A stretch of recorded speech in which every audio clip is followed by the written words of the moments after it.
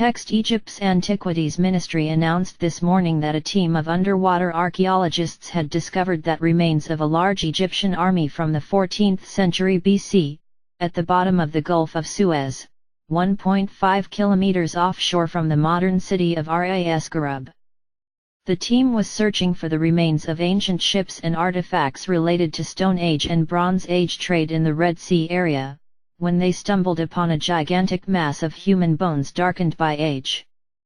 The scientists, led by Professor Abdel Mohammed Gader and associated with Cairo University's Faculty of Archaeology, have already recovered a total of more than 400 different skeletons, as well as hundreds of weapons and pieces of armor, also the remains of 2 war chariots, scattered over an area of approximately 200 square meters. They estimate that more than 5,000 other bodies could be dispersed over a wider area, suggesting that an army of large size who have perished on the site. This magnificent blade from an Egyptian Kapesh was certainly the weapon of an important character. It was discovered near the remains of a richly decorated war chariot, suggesting it could have belonged to a prince or nobleman. Text Many clues on the site have brought Professor Gader and his team to conclude that the bodies could be linked to the famous episode of the Exodus. First of all, the ancient soldiers seem to have died on dry ground, since no traces of boats or ships have been found in the area. The positions of the bodies and the fact that they were stuck in a vast quantity of clay and rock, imply that they could have died in a mudslide or a tidal wave. The sheer number of bodies suggests that a large ancient army perished on the site, and the dramatic way by which they were killed, both seem to corroborate the biblical version of the Red Sea crossing, when the army of the Egyptian pharaoh was destroyed by the returning waters that Moses had parted. This new find certainly proves that there was indeed an Egyptian army of large size that was destroyed by the waters of the Red Sea during the reign of King Akhenaten. For centuries, the famous biblical account of the Red Sea crossing was dismissed by most scholars and historians as more symbolic than historical.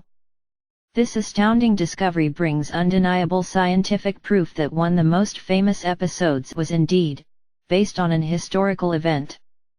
It brings a brand new perspective on a story that many historians have been considering for years as a work of fiction, and suggesting that other themes like the plagues of Egypt could indeed have an historical base.